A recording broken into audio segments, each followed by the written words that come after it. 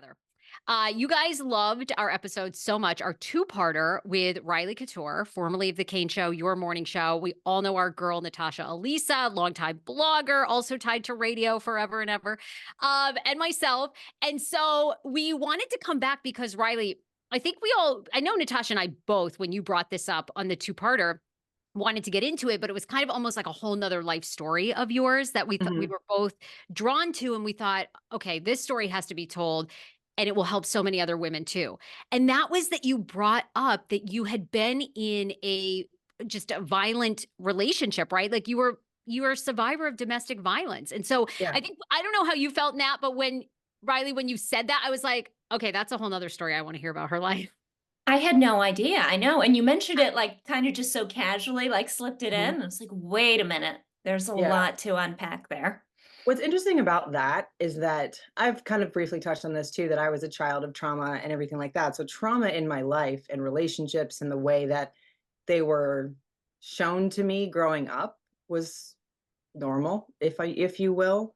And it's just when I bring it up so nonchalant, I guess maybe it's because it was like 15 years ago now, but it was probably some of the most traumatic times of my life. Interesting enough as well, in the other podcast, a lot of people were commenting on Instagram saying that, like, there was a lot of pauses with me, and I was thinking about that, and I'm like, well, I've blocked out a lot of the things, like, in daily life, but then when you talk about it, it comes back. Like, I was actually leaving the gym today, and I was thinking about a lot of the things that happened within that relationship, and I was just like, "Wow." I often tell my husband that I'm like, "If you knew that girl, I don't know if you would have got down on one knee because she is, at least I hope, 90% the antithesis of who I am now. Like the we got this girl was not that. But it was definitely a time in my life that I would never relive, but I'm glad that I learned so much about myself from that relationship because had I not, I don't think I would have been prepared to have the loving marriage that I have now. Mhm. Um, like one point I want to make before I say this with everybody is one of the biggest things is people ask me, how did you get past that emotionally and physically abusive relationship to get you where you are with Marshall, my husband now? And my answer to that is always, well, I had to look inwardly a lot. And a lot of people don't think about it that way when you're the victim of abuse. I had to go inside and go, what did I think of myself that I was accepting that? What did I not love about me that I allowed those things to happen and got engaged not once, but twice to the same person? Like it wasn't something that I even left. I mean, we can get into that too, but I definitely say, like, anybody that's going through this, I'm not saying blame yourself. I'm saying when you go to the other side and you get to your happiness, just make sure you clear up the stuff in your heart that was broken there, that you revisit how to love you. Because I feel like if you love yourself more than anybody else in the world ever could, then you're going to meet that person that maybe tops that. I did. I mean, I don't mean to be like, hee hee, but I'm so grateful for that time because now I was able to appreciate my husband today. So. Sarah always tells me, like, "Healed people attract healed people." Right? Isn't it crazy? Like, it's so elementary if you really think about it, and I don't mean to be disrespectful to anybody's journey, but the choose happy thing that it still annoys me to this day is a lot easier than you would think when you break it down in small steps, and I think that was my biggest step to getting past that. But I think I'm jumping ahead of myself, like, that should have been at the end, but No, No. no. But and I always an abuser can always find somebody that isn't healed. You know, they prey on someone that's not healed because to your point, once you did all the work and the inner work, you weren't going to attract that guy was never going to come back to you because he didn't have the control over you. So abusers always find that person that isn't healed. Go back and Nat jump in, but tell Mhm. us like how you met him. I think the thing that's so important about this conversation I wanted to do today and you ladies jump in, is domestic violence is something that can really sneak up on you. They always Mhm. start great. And it can be a year in, it can be 2 years in, and unfortunately, we all know women, and you, Riley, Nat, you have your own story. I mean, it's so common. It's so Mhm. common. And they often don't start out that way. So Yeah.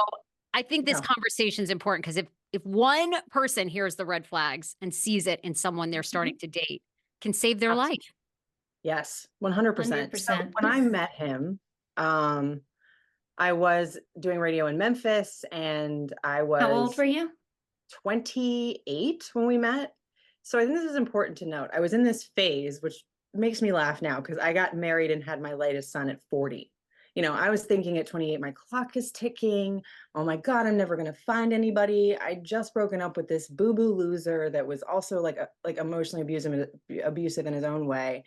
And I had this like epiphany moment. We had this big thing called the Peabody Hotel rooftop party. It was the biggest party in Memphis. So we were like the kings and queens of that, the morning show hosts or whatever, especially in Memphis because it's a smaller town or whatever. And I guess I was like a mini celebrity. And I had this little moment where I was like, you know what? Fuck this. I'm going to invite like 5, 6 people to this party tonight. And I'm going to see who I like and see who shows up. And he was the only one that showed up.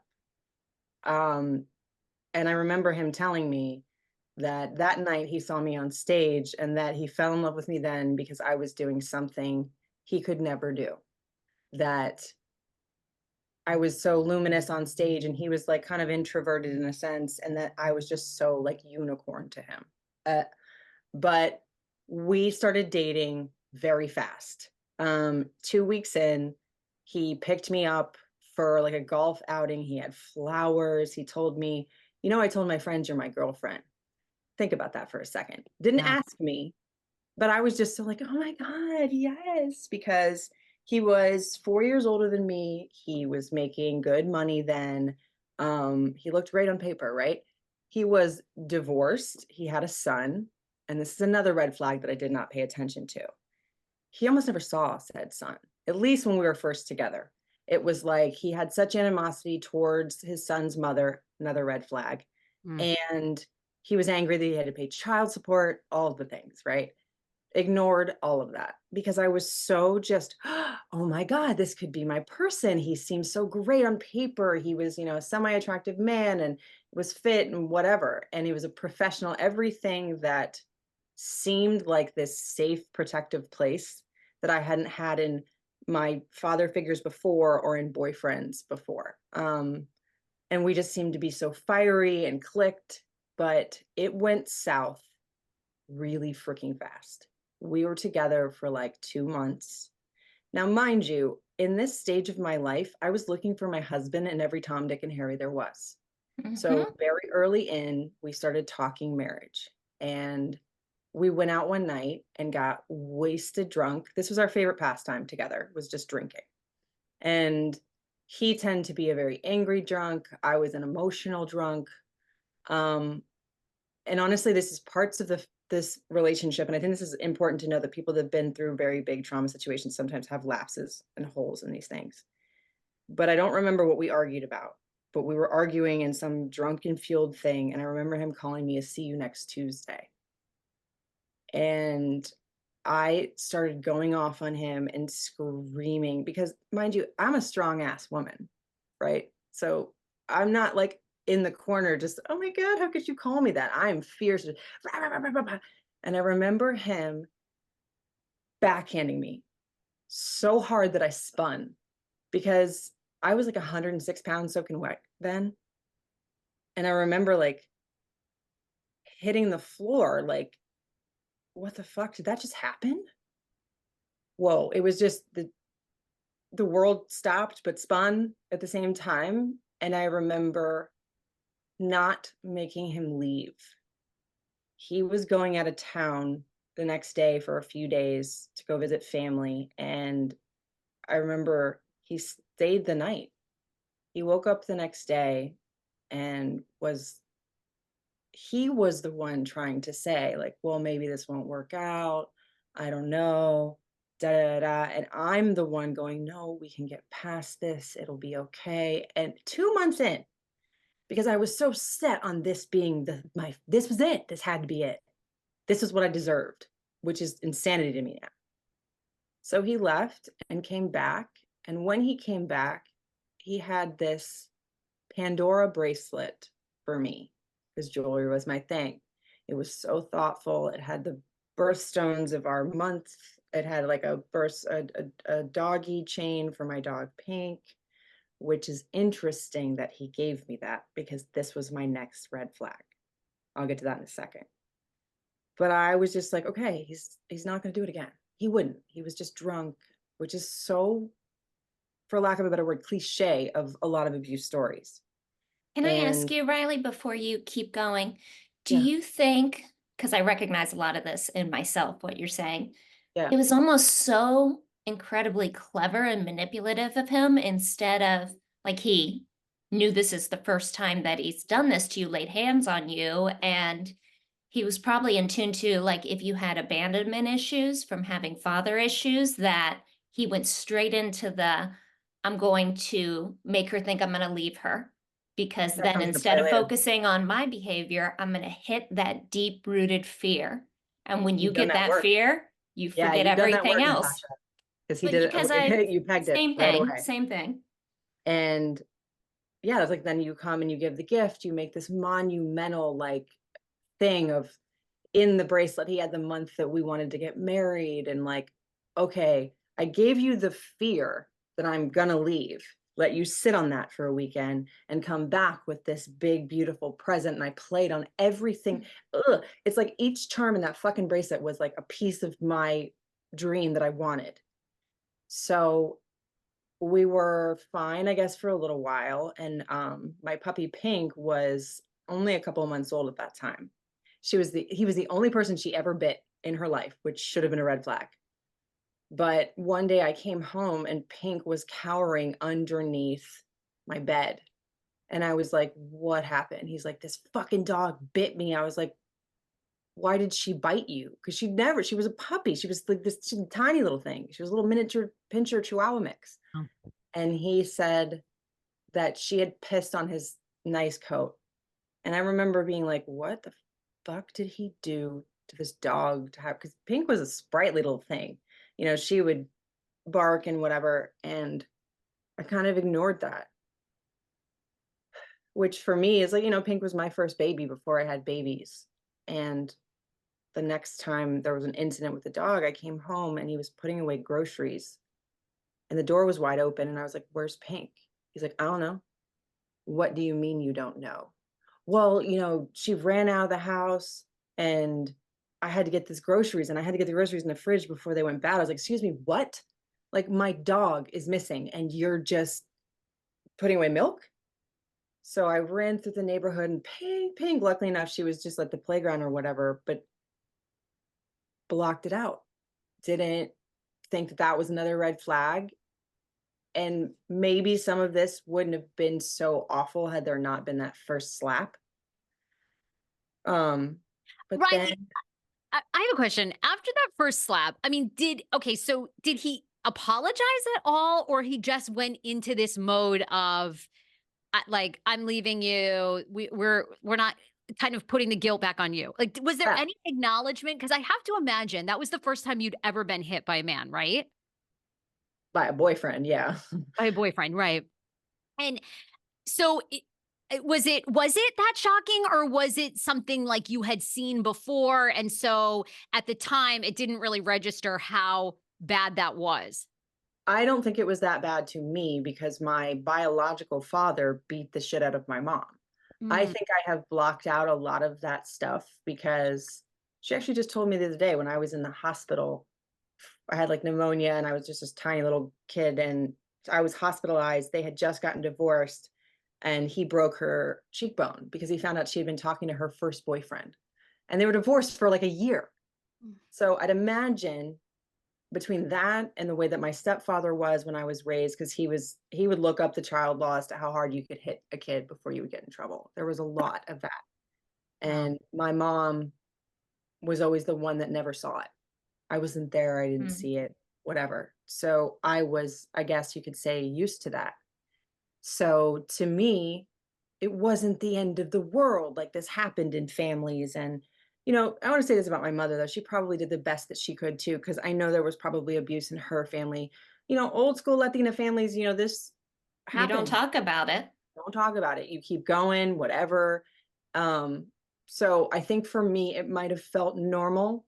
And whatever part of me didn't think that it was normal wanted this dream of this wedding and this family so badly that I just was just like, I'm going to let it go.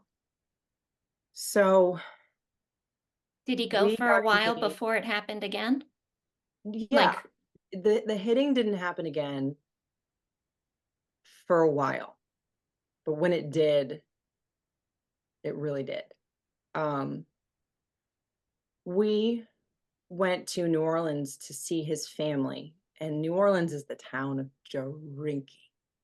And that's all we did. That was our favorite pastime together, was drink. And we went to New Orleans, and I was drunk, and I don't know what got into me. A drunk person speaks a sober mind, I guess. But I started arguing with him about the first time he hit me. And we were staying like with his family and stuff. So this was for him not the opportune time for me to bring this up. He wanted to go to a hotel and not stay with them. And I don't really know why, but I remember not wanting to go in the hotel with him. And again, 106-pound me, and he's this like, 6-foot big dude. He wanted me to go into the hallway to go towards the room, and I was being stubborn and I wouldn't. I had these big old 6-inch heels on like an idiot. And he was just like, "You gotta go to the fucking room." And he took me by the arm and pushed me through the doorway. So those hotel rooms have those like metal lips on the doors that'll shut, like on the seams on the bottom of the door. And I hit that and I went flying.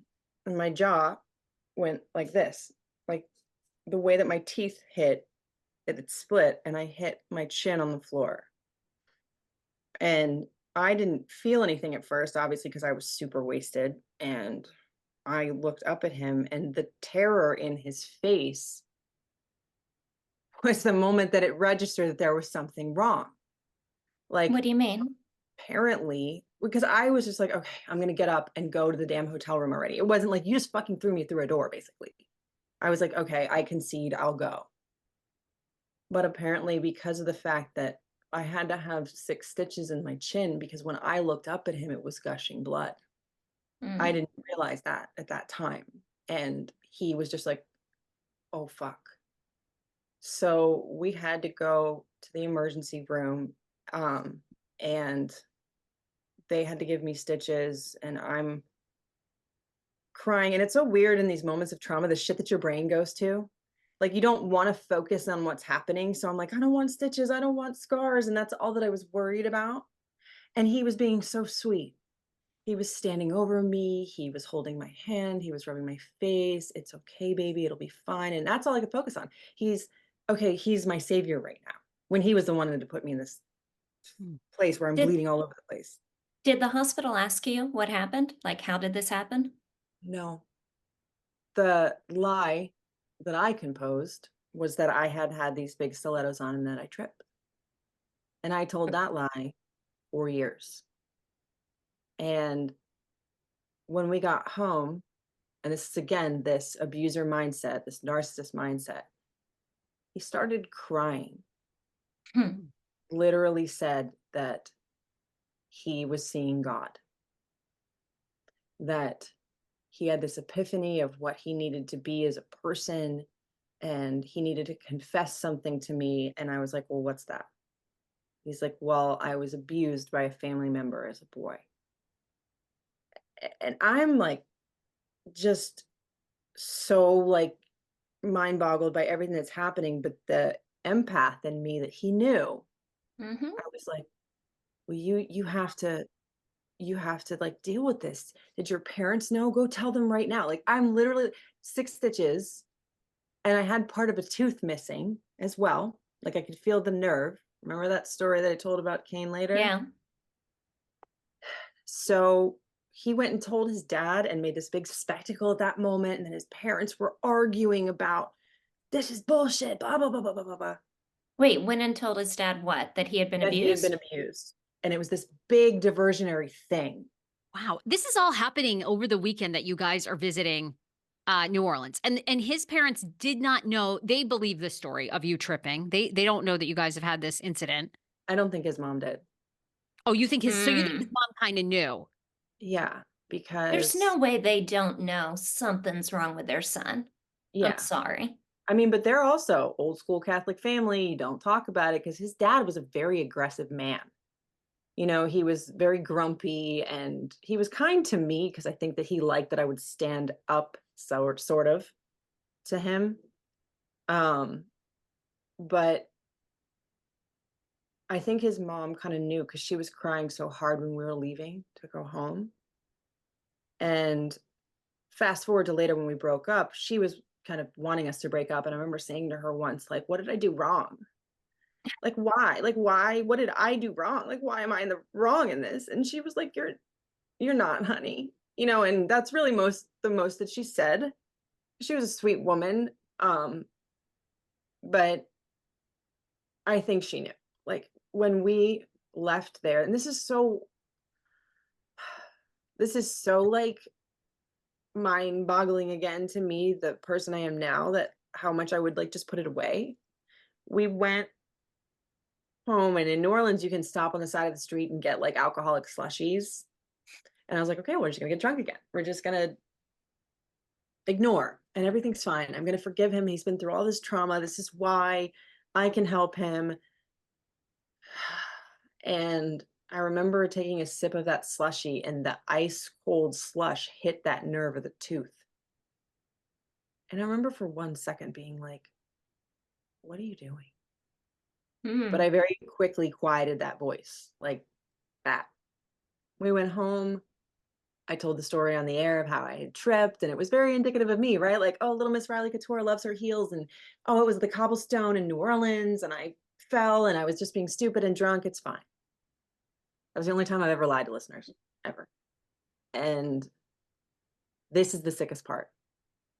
After I went and I had my tooth replaced by a client and told that same story, as a matter of fact, he showed up to that appointment as I was getting the cap put on because he wanted to be supportive, which probably wasn't about that. It was probably No, he about, wanted to make sure you were telling the story. Yeah, yeah, that you agreed to probably. yeah. So, Wow. What a oh, controlling move, by the way, to show up to your dental appointment unannounced, or did he tell you he was coming? he told me it was coming, but it was like this, I'm Yeah. going to be there for you. It's going to be fine. Yep. And like 2 weeks later, I found my dream ring on eBay. And I was like, oh my God, this is it. Like it was this big 2 carat rock, and it was like going for like nothing. Some divorcee had gotten it, and he was like, well, I don't have the money for it. I have like this much money. And if you want it, then you'll have to pay for the rest, which is fine. You know, like it's not the most romantic thing, but I was like, oh my God, I want it. And I remember thinking in myself, like, oh, well, I'm the one that wants this big ring. I should pay for it. And that's a whole nother conversation. But the way that he was just like, if you want it, then you pay for it type thing. So we got the ring, and like a week later, he got down on one knee. Like I came inside and Pink was playing on the computer. And he got down on one knee and he had another bracelet, like the first one, but this time it had different stones and a wedding pillow. It had a little pillow on it with a ring on it. And he got down on one knee and he said, will you marry me? And I remember pausing in my head going, say yes, like, yes, get the word out, say yes. And I started like ugly crying. And I was like, yes. And like, I called my mom and I was like, we have a ring. And then she's like, are you excited? Are you okay? And I'm just like, I think, because in my head, I was happy crying, right? But I think now back to it that I was not. And he said to me, like, are you happy? And I was like, yeah, everything's great. Da da da. We're so happy. And from there on, we were okay for a minute. How But much I time has remember passed at this point from meeting Yeah. him? 10 months, maybe. Okay, so Wow. really soon. Wow. All right. Yeah. So we went back to New Orleans later on to like pick out my wedding dress. I picked out my wedding dress with his mom and his aunt, and that trip was magical. We were getting along, everything was great. I fell in love with New Orleans. I heard all of these stories of him as a little boy. I loved his family. It was amazing. And his dad, during that trip, I think it was Christmas time, had given me an amethyst stone because he knew that I love jewelry so much. And for his dad being such a prickly man, I thought this was so great. Okay, everything's gonna be fine. And Yeah, they pulled out a lot of stops for you. I mean, I can see how this is very confusing because yeah, so that trip was okay. But then there was always moments where I would have like the anger arise in me at inopportune times. And we'd had a fight about I don't even know what, and we were screaming at each other so loudly that the cops came. Was And this at his parents' house still? no, this was when we came back back to Okay. Memphis. after. And we were in my apartment, which was a part of an endorsement. I was living there like for free, like for Ugh. trade. So he was we were screaming and the cops came and he was like leaving, like they were going to take him in the car to leave. And I was like, no, no, no, no, please don't take him. What do you mean? Don't take him to jail. And all I was afraid of is that he would lose his job and then all this stuff would happen. And he's completely calm as a cucumber. He just leaves. And he came back the next day and he went and he was napping. And I don't know why, but I started just being fueled with rage out of nowhere. And I jumped on him as he was sleeping and was just Wow. shaking him. I was so mad. I was pounding on his chest and how could you like it was just a break. And he got up and he had one of his it was like a hat and it had like a plastic part of the bill on the back or on the back of it. And he took it and he was whapping me with it, just bam, bam, bam. And I remember just like that expression of slapping the taste out of somebody's mouth. It was like he did. And I remember at that moment being so fucking mad that I was in this situation. Like something of my real self came out that I wasn't conceding, I wasn't whatever. And I was still trying to fight. And that one last whap, I remember I had like broken capillaries in my mouth. And everything was fine after that until a few days later. That I missed this part of the story, and this is important. The first cracks in the relationship that I forgot to tell you guys about was that I had heard through the grapevine because Memphis is a very small town. Yeah, I wondered if you heard anything. Okay, Yeah, yeah, like if the ex-wife or an ex-girlfriend, because I always feel like there's yeah, always like the universe is always working, right? So yeah, lots of times my friends that have been in these situations, they hear from an ex, an aunt, somebody that's like, beware, you yeah. know? So one of my best friends in the world at the time, God rest his soul, because he's not with us anymore, had heard through the grapevine that he had been married to this local girl who was just not it. Like, she'd broken up a lot of relationships and whatever. And I asked him about it, and he was just like, well, you got to go. I'm breaking up with you. The fact that you would think that I would do this, you got to leave, blah, blah, blah, blah, blah. Like, he packed up all of my things and told me to go. I had to go to a remote that day and be Hold on. Wait, on. wait, wait. I need to make sure I understand. You found out, or it seemed like there was a rumor that he was married, Yeah.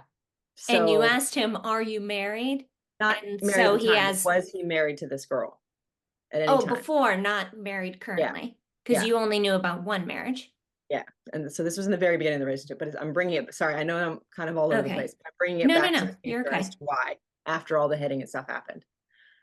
But he completely denied it, tried to break up with me, left me for like 2, 3 days, then came back. So there was that story. That's why I'm bringing it back to this one. After all of the hitting happened, and after that incident with the hat and like slapping me in the face with the hat, he got up and said, I just wanted to tell you that I'm leaving you. And what you heard about that girl was true. I did marry her. The whole time in our relationship, he had professed that it wasn't true. How could I ever think that? He's not a liar. And he's like, it was true. And I'm leaving. And he packed bags and left for 3 days.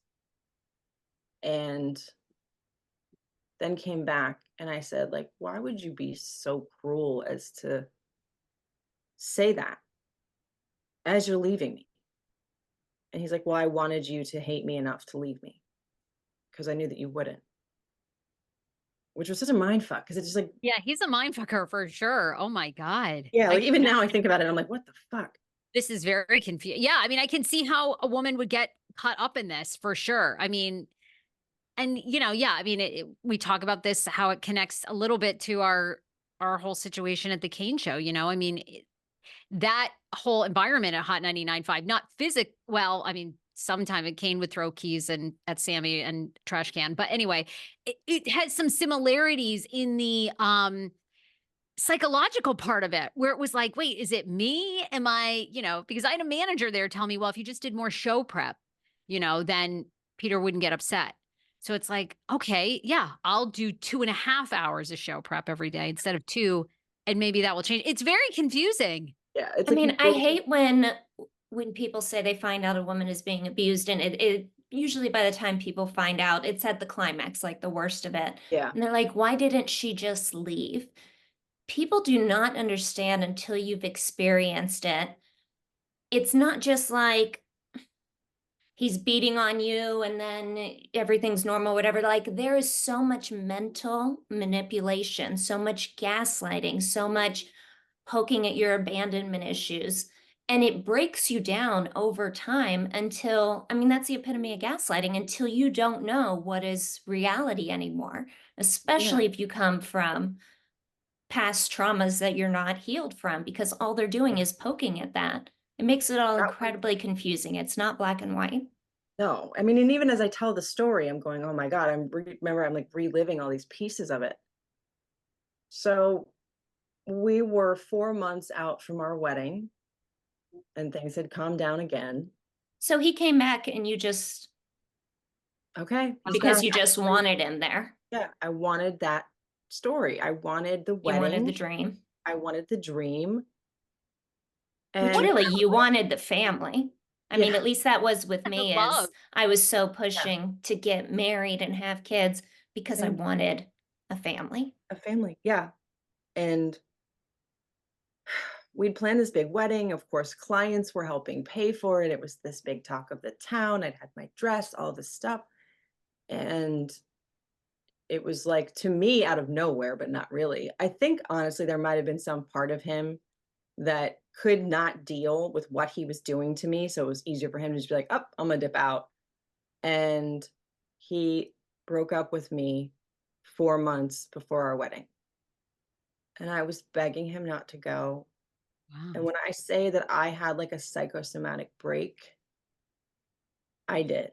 Because I remember trying so hard to get him not to leave that I started like scratching my face that I was like, please don't go. Like, I'll die if you leave me. Like, look what you're doing to me. Like, I think back to that girl and I want to give her a hug because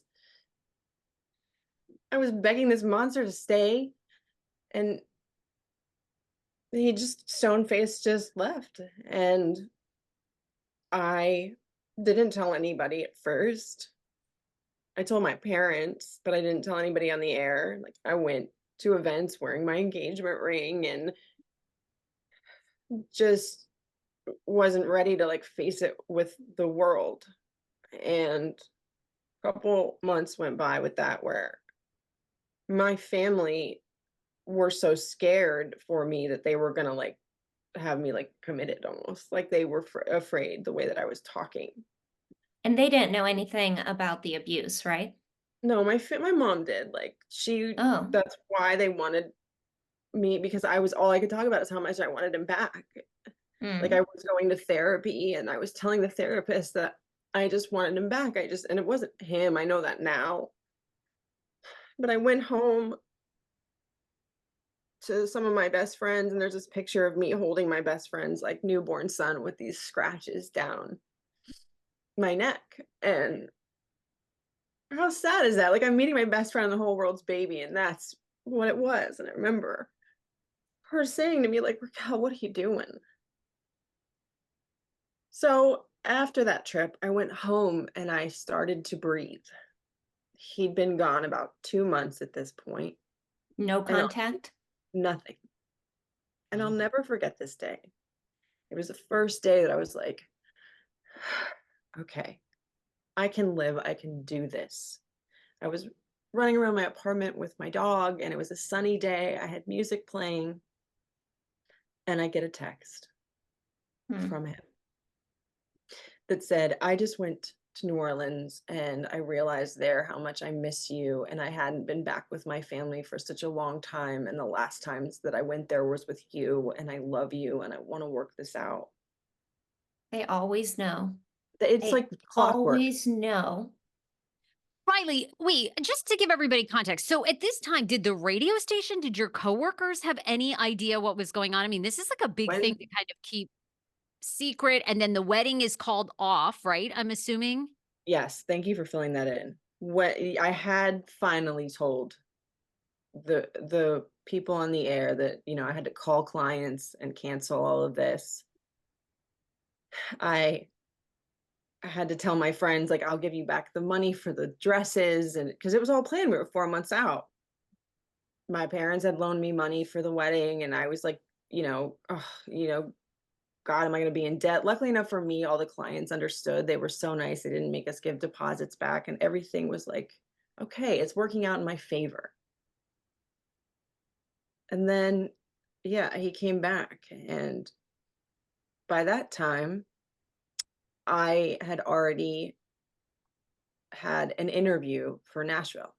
I was picking up my life. I wasn't going to stay in Memphis anymore. I was going to move on. And had you been okay, were you done with the radio station? Were you still working and you were just I looking for was another job? Did I they was blow still up the working morning show? there. I Okay. was still on Okay. the morning show, and I had an interview. I was in the process of it. Okay, so you just wanted a fresh start Mhm. regardless of what was happening on the Memphis radio show, and you were applying to Nashville. Yeah, Okay. and I mean, I don't think I was a shoo-in, but, some of my previous mentors had given their word for me, and I was just in this like, when you're in that process where they're gonna, like, fly you out there or you're going out there to see them, you're pretty close. You're within the cluster of a few people, and he had planned another trip to New Orleans for us as a weekend getaway, and the motherfucker planned it on our wedding day. And I remember being at his house and crying because it was such a beautiful November day. Like, it would have been the perfect wedding day. And I remember crying, and he got so angry at me. He's like, "What the fuck are you crying about?" Da, da, da, da. Like, I wasn't allowed to be sad about what had happened before. It was, you just have to be happy we're back together. Cried the whole way to New Orleans. And then I was like, okay, I'm here. I'm going to get it together. I'm going to put it back in the compartment again. And the whole time throughout the trip, he's like, I've got secrets. I've got secrets. I know. I want to look for a really pretty place. I want to find a really pretty place and get a really pretty picture of you. And I was like, he's going to fucking propose again. He's going to fucking propose again. Proposing on what would have been your wedding day. Yes. How messed Wow. up is that? Yes. Wow. So he didn't find this perfect, pretty place. We were going to get couples massages, and I had a stomach ache. I was in the bathroom taking the biggest duty I've ever taken, and I opened the door to him down on one knee. How freaking, like, metaphoric is that? Yeah, right. Like, the smell of shit is literally permeating in the air, and he is down on one knee with that engagement ring from before. Oh my God. What a story to tell people when they ask how Yeah. you got engaged. Mhm. So Ugh.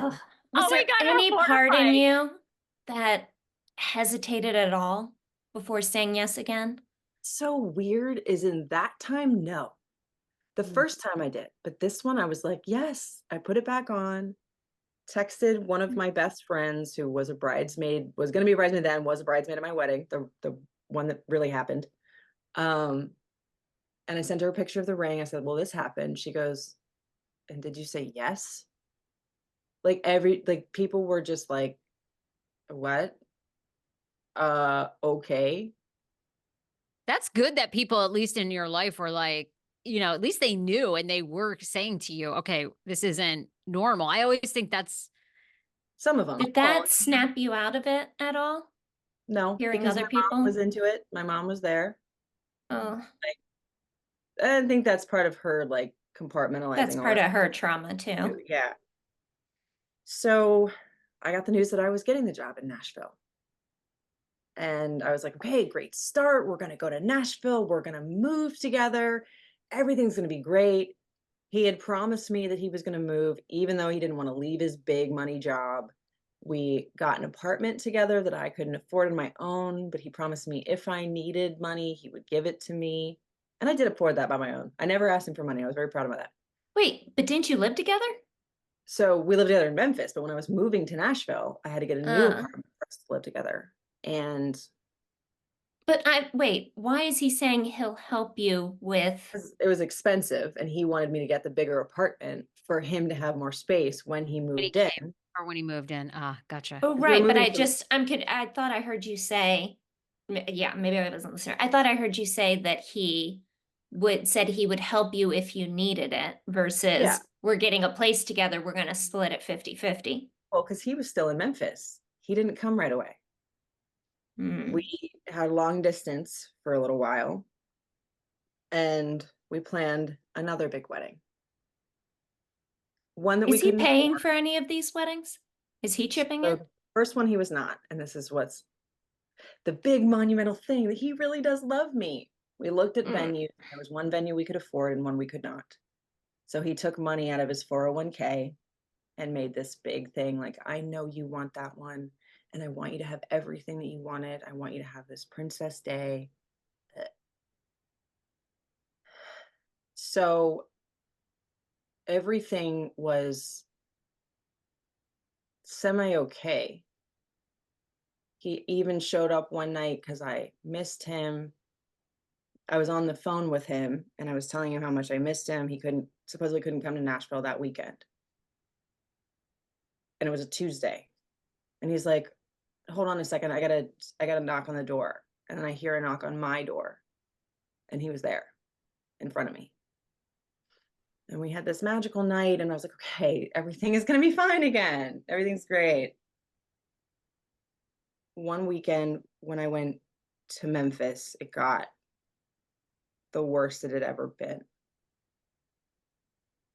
We were drunk again and fighting, and he was saying he was going to leave me again. And this time now, I was angry. By that time, I had signed for him to get a car because his credit was shit. And he was saying he was going to leave me. So I was just like, okay, well, give me the keys to the car.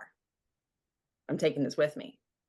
And he's like, no, you're not. I paid for that. I was like, I'll give you whatever money you gave back. I'm not gonna, like, this is my name. You're not gonna fuck my credit. I was like being strong about it. And he wouldn't give me the keys to the car. And so we were fighting about the keys to the car. I finally got the keys to the car. I wasn't really gonna take it, but I was just acting as if I was. And he took me by the throat and got me up against the garage wall. And he's like, give me the keys. I don't know what was within me at that point, but I had them in my hand and I held them right here. And he kept asking me, give me the keys. And every time I wouldn't give them to him, he would squeeze harder. And at first it was just a hold, but then it became that I couldn't breathe. And I remember just feeling so defiant and like staring him in the face and not giving him the keys because I was like, do what you're going to do. Like, I don't know. It was just like something that I was like, I'm going to feel strong in this. And then when it got to the space where it was getting to where I was like, oh God, this is going to get bad, I dropped the keys. And the worst part about that is that I went in the backyard after he walked away from me to where he was sitting and got down on my hands and knees, literally, and begged him not to leave me. because I was so fixated on this story working.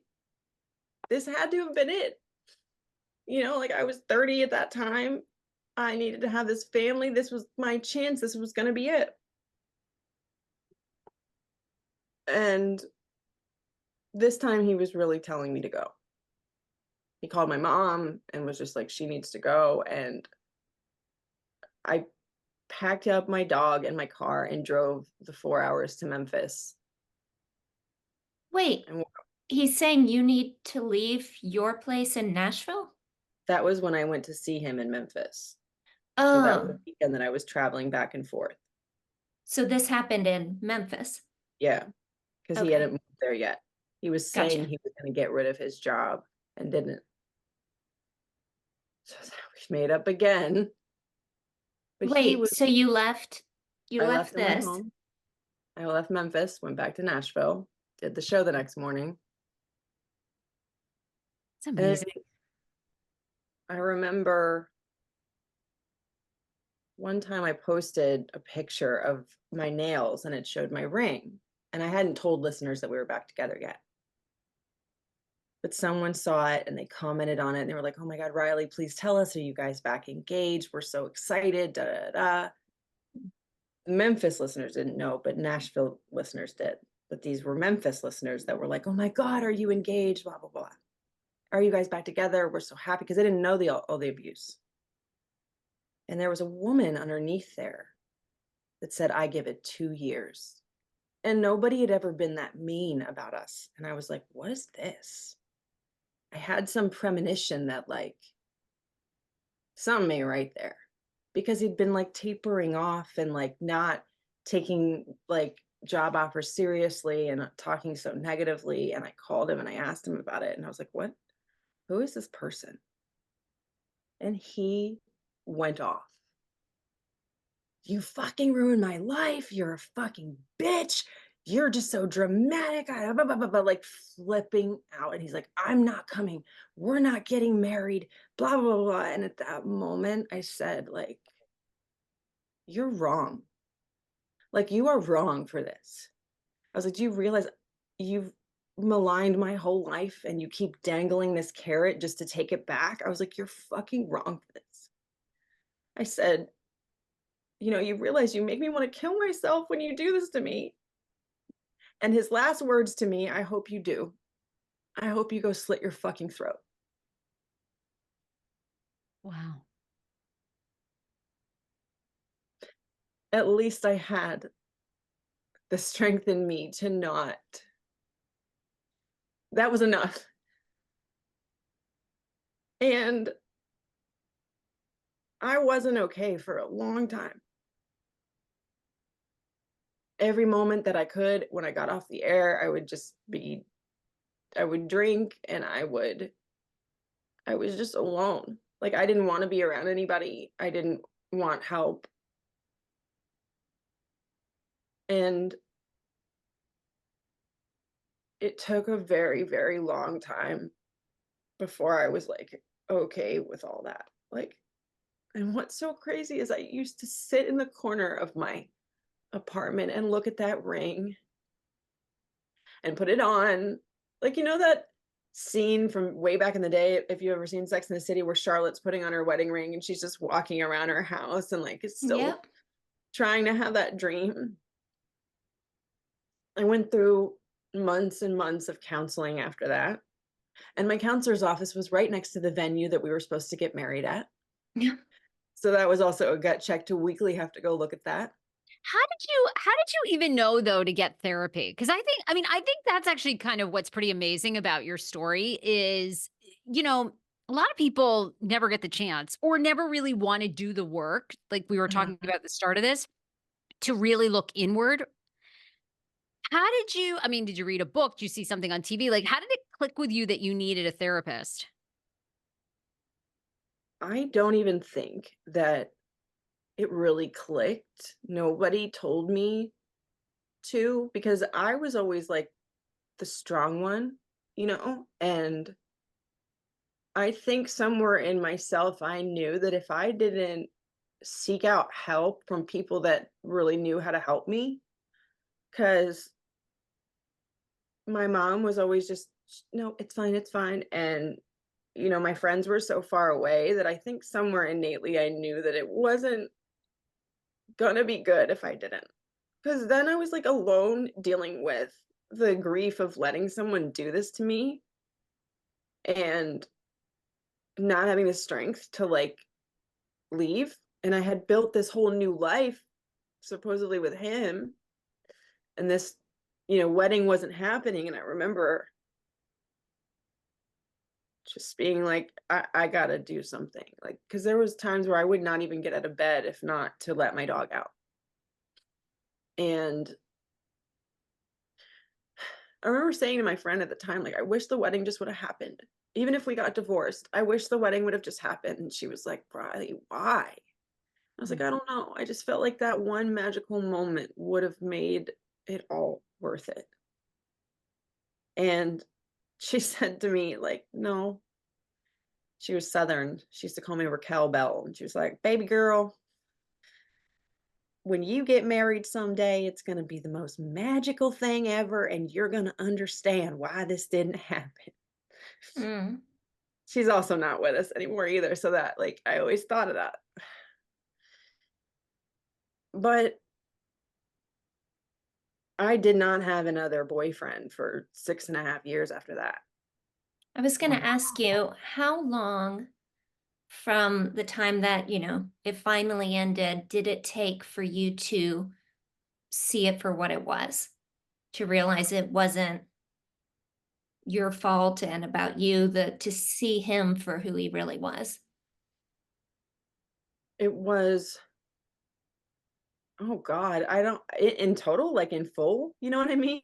Probably not for like a good 4 years. Yeah. Like in that time too, right after this breakup, oh, I get the call to go to Atlanta. And I'm like, I don't want to, I almost didn't go to Atlanta. But I think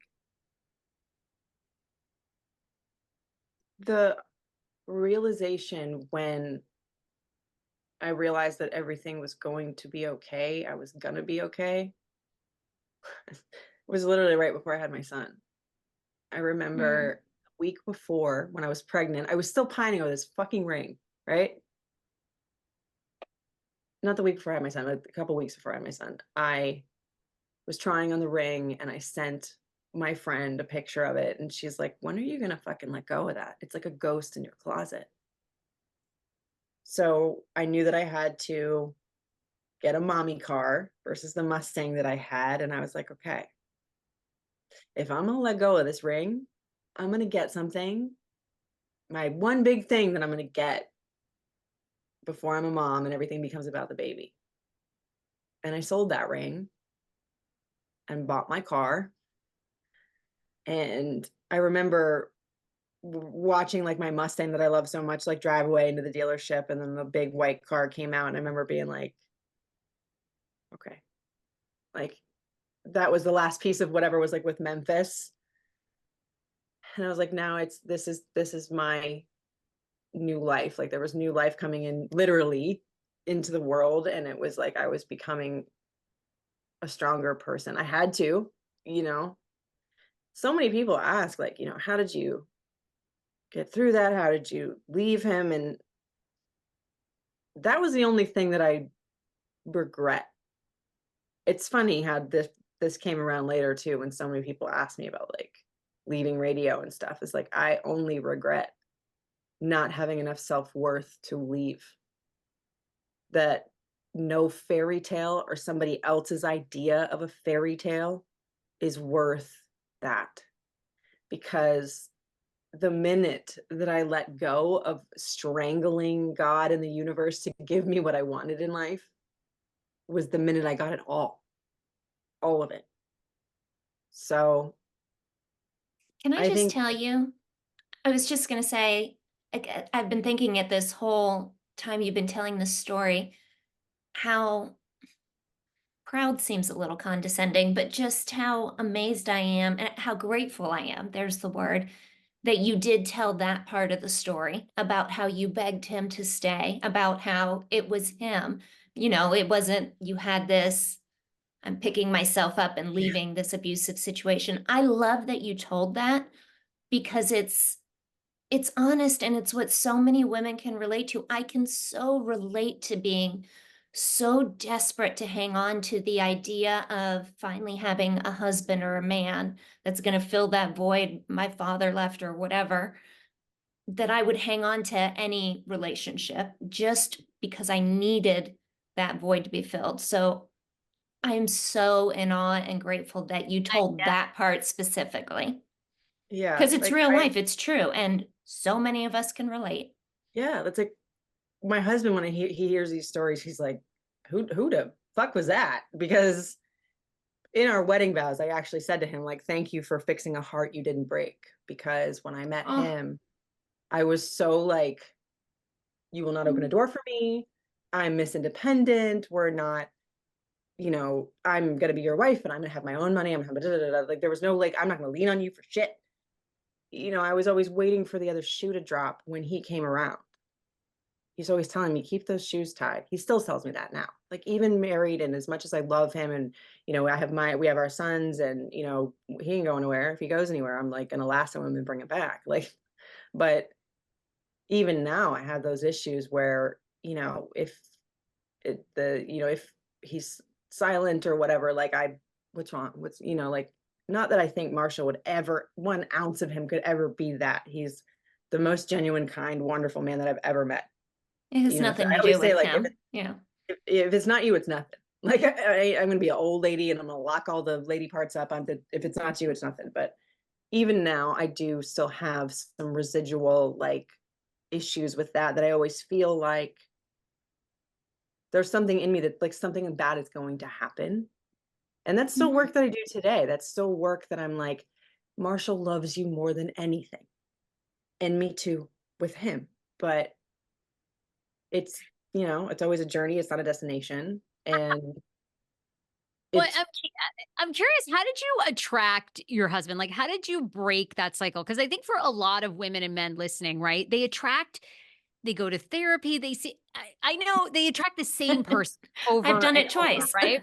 yeah. Yes. Natasha and I've talked about this, and I had this pattern with because my dad passed away when I was like 15 years old.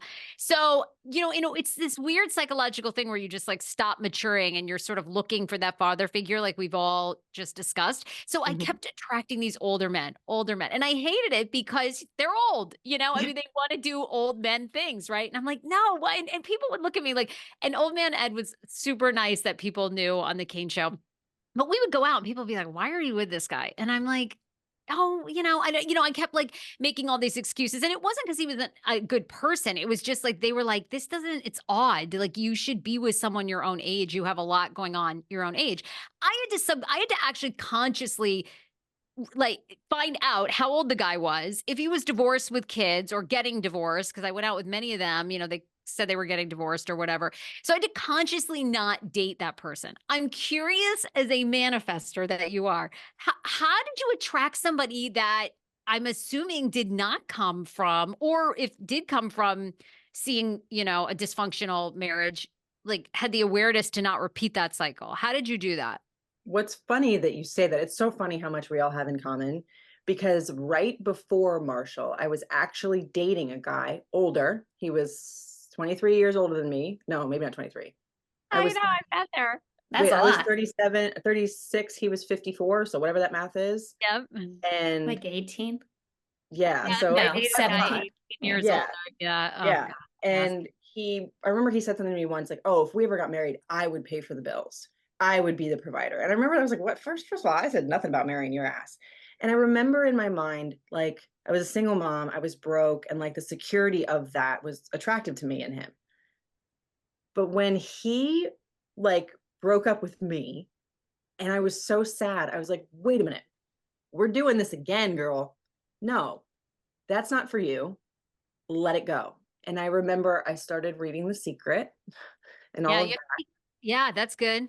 Yeah. But the moment that I literally feel like I manifested Marshall was when I was doing my 2017 vision board and or 2018 vision board, and I was crying over it. And I remember literally like out loud having a conversation with myself. as I'm putting bridal stuff, baby stuff, house stuff on this vision board, which is sort of counterintuitive to manifestation, but that's a whole nother conversation. I remember saying, like, okay, God, if this is it, if this is my life, that it's just me and my son, then I am choosing right now to be okay with that, Mm. because that is better than chasing after these swinging dicks that are treating me like shit.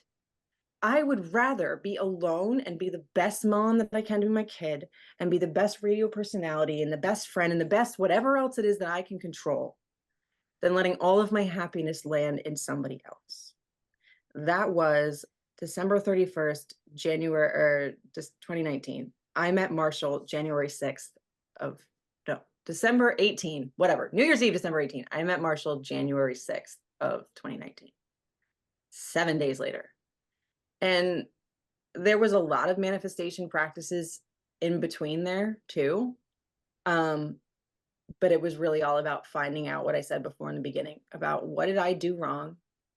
What did I accept? What would I never accept again? That was my biggest thing. And Marshall has, he did grow up with abuse. He did. And I think he was the other way around. He wasn't going to repeat that cycle. Yeah, some people have that. They see it and they're like, never again. Why Yeah. didn't I get that gene? I know. Well, it's hard. It's hard. And it's funny you say that because my therapist had me write down, because I kept attracting these older guys. What do you really want? And it's interesting, I think, sometimes when you physically write it down and then you I, kind of, like you said, you let it go. Sometimes it's just so subconscious. I think you attract it. Yeah, yeah. In your journal. I in know. my journal, Me I too. literally read this to him 11/9/2017. I read this to him on our wedding day. I said, I'm so grateful for my amazing husband. I'm so grateful for my son and my daughter. Well, I didn't get that one right. You never I'm know. so, There's still time. oh, What? I'm so grateful for my successful podcast. What? Oh. That's crazy. Oh my God. Yeah, so there's a lot more stuff in here about my husband and being specific about what I wanted and having a vision for my life and having a vision of what I wanted. I got real specific about his attributes. I said I wanted a man with a sleeve of tattoos. Oh. He didn't have one full sleeve when he met me, and a week later he got it. Oh, that's Um, You real know, detailed. I was just like, I just Riley, want a man my own age who's not oh, married. I said he can't like sports. He can't. He doesn't want to share a closet with me, which we don't have Oh, the wow. same closets. You I got real said he'll detailed. be God amazing laughs for at some my of our son. plans. Like literally, I tell people this in manifestation all the time. Get fucking specific. Like literally ask for what you want. Because if you don't ask, believe, and receive it, nobody's gonna do it for you. Literally. And It's I don't give a shit if it's placebo. And I know like Kim Zolciak Bierman said that first or whatever. She was the first person to make that kind of famous, but it's literally true. Like if you actively put into motion what you want in your life and you act as if you already have it, that's what that was about. Because I didn't have a husband at that point, but I was writing down the things that I wanted and the things that I knew I wanted, that I wasn't just wanting a wedding. I did put that in there. Thank you for my perfect wedding, because it was what I wanted. I don't whatever, and I did get that. But I had a rose quartz crystal, because rose quartz is the ultimate stone of love. I held that with me every single night. Every single night before I went to bed, I said, thank you, thank you, thank you for the best thing that had happened that day. That's my biggest practice in manifestation. If I let everything else go to the wayside, journaling and all these other active practices, that was the one thing that I always kept, was that, because the idea behind that is that you go to bed thinking about the best thing that happened to you that day. So then you have a great sleep and you wake up, and before your feet hit the floor, you say the same thank you, thank you, thank you for the best thing that's going to happen that day. I did a lot of that with manifestation. And it was crazy how when Marshall and I met, it was like there was no questioning it. We were also dopes, and like 2 months in planning a family. We got pregnant with our first that we lost like 3 months in. 4 months in, he was planning the ring. We would have gotten married a year later, but we had a pandemic in Malin. But when it's for you, it's going to be for you. But again, I don't think that I would have been able to accept the love from Marshall had I not gone through a lot of therapy and a lot of self-work and stopped drinking. And I guess you could say I'm grateful for all that horrid time because mind you, Marshall, it took him 3 days, three times to ask me out. Because I was like, nope, I'm done. I'm gonna do dry January. I'm not dating anybody. And then finally I was like, all right, fine, fuck it. One more time. One more time. I'll go on one more date. The rest is history. So I love you it's learn to be happy on your own first with what you yeah. had. Like how you said, if that's what I say all the time, God, if this is it, if I'm not meant to find love again, like, thank you for this amazing life that I do have. Because I And know how blessed I am and being even happy now, with on your own. Yeah. yes, even now, like Bethany Frankel said this of her first marriage, and I know that that's not a good example because it didn't work out, but she said this sat with me that like the sum of us is greater than each of its parts. So we're whole on our own, but together we are better, for lack of a less cheesy term. But yeah, I think that I'm glad to be able to tell this part of my story again because there's so many women that will DM me and be like, I'm so embarrassed. You're such a strong woman. Like, what do I do about this? Like, please don't judge Mm-mm. me. I'm like, It has listen, like, nothing to do with your strength. And no, I don't no. know. Happen. I mean, we all know so many people that it's happened to, and I mean, and there are men that are in such toxic relationships with women who had toxic mothers who attract that woman, and Mhm. it's so hard to like change that cycle. That's what I think is just so powerful about your story, Natasha's, my own. Just I think that's such a gift to give people listening is the awareness that you can break a cycle. I mean, Mhm. what you and Marshall are doing with your own family. I mean, it's just, and I'm sure we all have, our parents did the best they could with what they had, and it's like to change that is like the greatest thing you can ever do. And I feel like no one ever gets credit for just that because it's so simple. Well, it's not simple. It's so, Mhm. It's more I don't think simple it's than you would think. glamorous. Yeah. Right. Like, I'm just Simple really and grateful hard for like, though.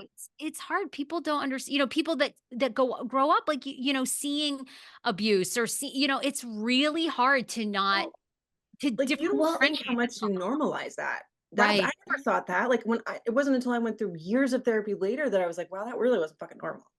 Like I thought Yeah. that's just how I grew up. I thought that's how everybody grew up. And then, I would have certain like friends throughout the years or maybe even boyfriends that were like just come and go and I would see their family and, oh, what, you guys don't fight? You don't get wasted on tequila and scream at each other on Christmas Day? Like you never got hit? What? It was so foreign to That's me. And that's what Robin, the therapist, taught me about the radio station. What was happening at the Kane show. She's like, you're in an abusive relationship where one day you go to work and you're like getting slapped across the face, and the next day you're being told, we love you. Oh, we don't want to find another Sarah. It's like it was.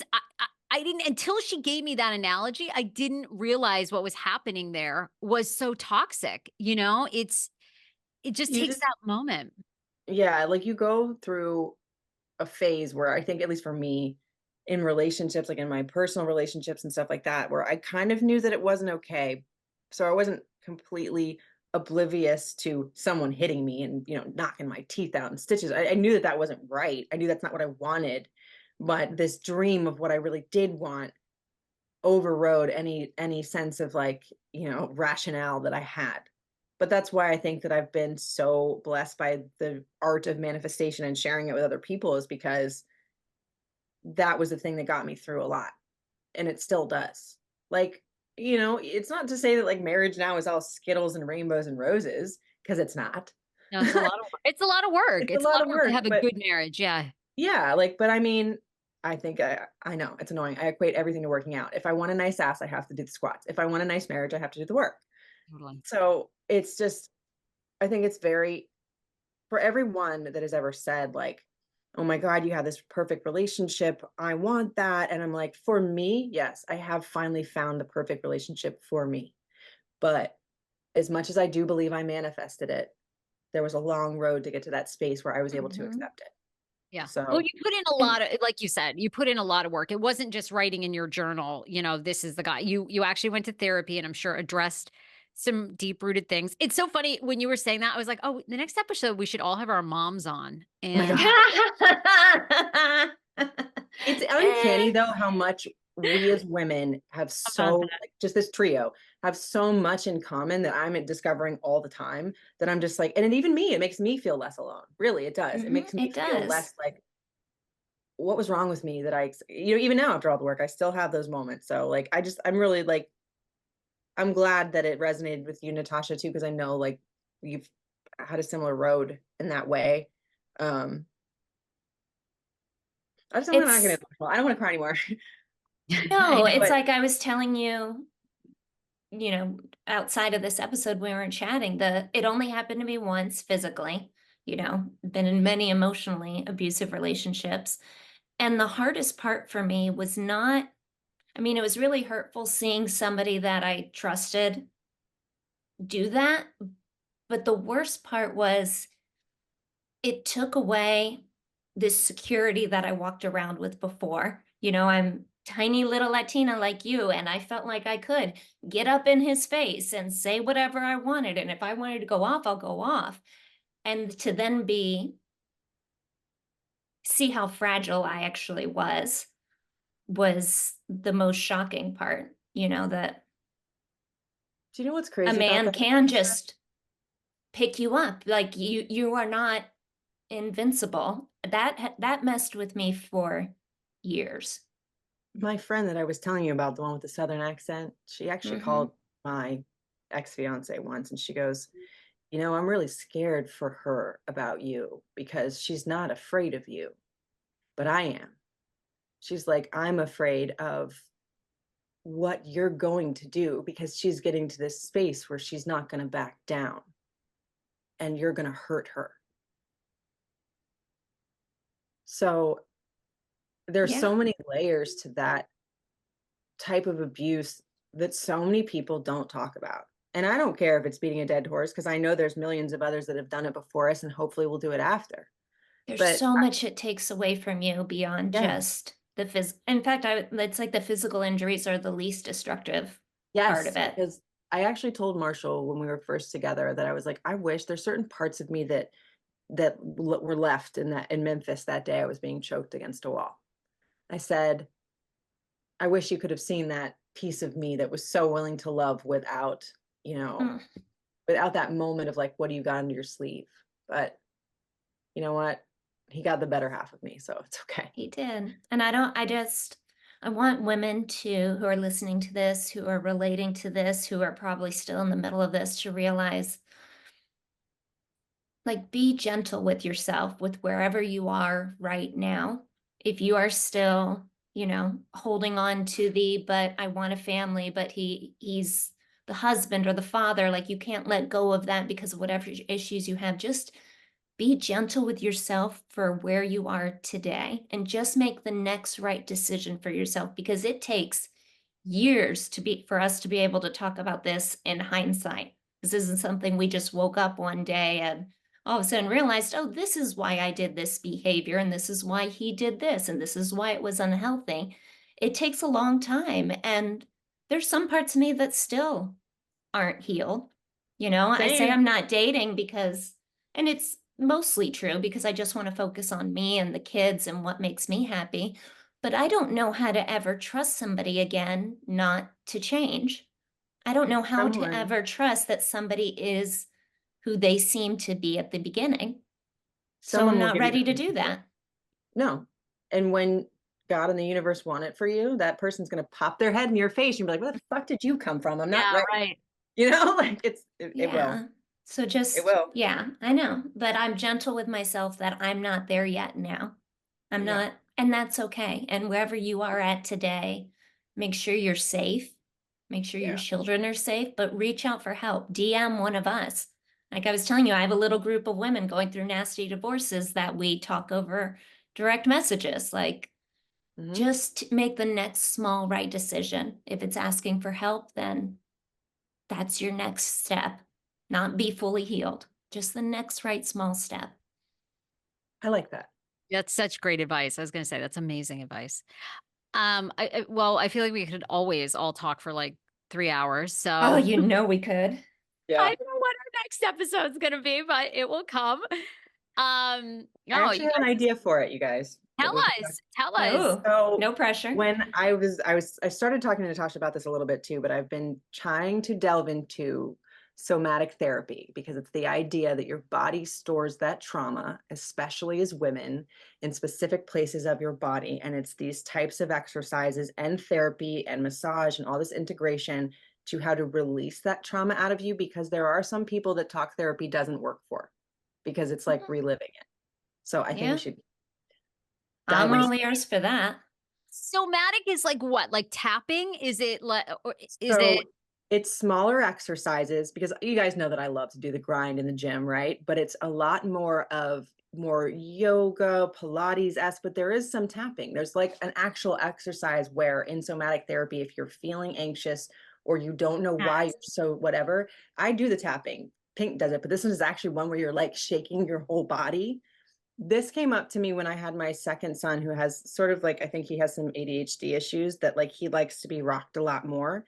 If you think about that as a child in your womb, you are rocking and knocking all the time. constant? My Yeah. therapist actually tells me sometimes to do this I when was I just am gonna say, I would love if anxious. somebody rocked me. That Yeah, sounds right. I want to be amazing. rocked. Put me in a snuggie. Hell yeah. But it's a whole different type of movement, but I'm interested in it. And I haven't really found anybody yet that I'm like Okay, super yeah. connected with that I would want to like go there, because there's some videos of somatic therapy when you go deep into it that your trauma is like release.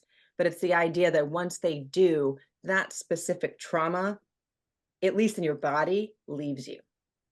Oh, I know I still carry it all with me. It Yeah. comes out as tension headaches. It comes out as, my autoimmune disease didn't get bad until after I went through all the things, the stressors in my adult life.